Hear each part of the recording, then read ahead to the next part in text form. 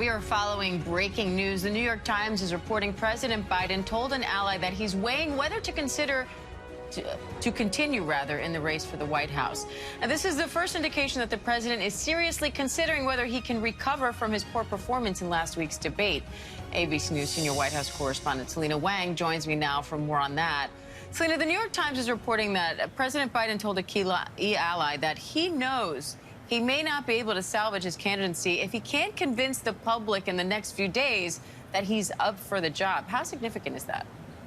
Yeah, look, Diana, I'm just getting off the phone with multiple different leaders in the White House, and they are strongly pushing back on that New York Times article, as is the campaign. They're saying it is patently false, and they are very much saying that the president in the coming days and today as well is going to make very clear that he is staying in the race. But look, the reality is that there is anxiety and crisis and panic. The White House right now is in full damage control mode.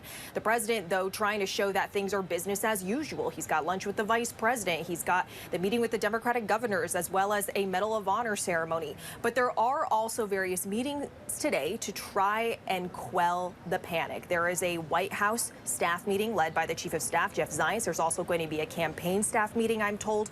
I'm also told by a top Biden aide that the president is working the phones today, finally, with key Democratic lawmakers. There's been a lot of anxiety and frustration in Congress that it has taken the president several days after that disastrous debate to reach out to these congressional leaders. I'm told that right now, in fact, the president is wrapping up soon a call with Congressman Clyburn. He had also spoken to Coons and Jeffries yesterday, and he has several calls today. The message, I'm told, from a top Biden aide that the president is delivering is that he is in this race. He believes the race hasn't moved too much post-debate and that he is sticking with it, that they have the money, they have the organization. That is the message from the president.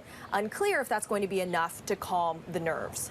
Selena, he's also having lunch with the vice president today and then meeting with Democratic governors tonight. What are you watching for there? Yeah, well, we're going to be watching for the readout from all of the meetings today, not just from those, but also from those staff meetings. But I can tell you that this anxiety is going to be hard to calm. I was in the battleground state of Wisconsin yesterday. This is a critical state, a linchpin to win the presidential election. And the congressman from Wisconsin, Mark Pocan, he told me that he's leaving the door open to publicly call on President Biden to step aside. He's speaking to his constituents. Some of them are concerned. He's watching the polling very carefully. And I'm also told by a source that there are some 25 members of Congress that are working on and considering and working on this public statement calling on President Biden to step aside. This could come out in the coming days after the holiday week wraps up. It is all in the works.